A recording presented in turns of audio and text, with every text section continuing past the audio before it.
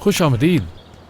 जानता हूँ कि तुम मुझसे बात नहीं करना चाहती, लेकिन मुझे जरूरी बात करनी है। मुझे बात नहीं करनी, तुमसे बकवास करते। देखो, वो तुम्हारा मंगेतर चिपकू तौकीर जो है ना, अब वो हमारी बेटी के पीछे भी पड़ गया है।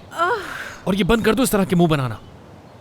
हुमैरा, वो आदमी ये साबित करने की कोशिश कर रहा है कि नवाल हमारी असल बेटी नहीं है। मुराद, ये क्या कह रहे हो यार? तुम मुझे जानबूझकर तंग करते हो। अब मेरा सब्र खत्म हो गया, बस बहुत हो गया। मैं तौकीर के साथ हूँ और बहुत जल्द हम दोनों शादी कर रहे हैं। देखो, मैं दिल से दुआ करता हूँ कि तुम दोनों एक साथ हमेशा खुश रहो, लेकिन वो तुम्हारे साथ खुश नहीं रह सकेगा। वजह बताऊं क्यों? ये देखो। अरे कहाँ गया? हाँ, ये आ गया। ये देखो जरा, ये देख रही हो?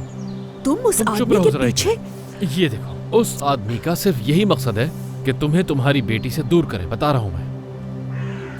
उस आदमी ने मुझे कहा था कि अगर 2 महीने भी रह जाए तो बेटी की कस्टडी जरूर लेना।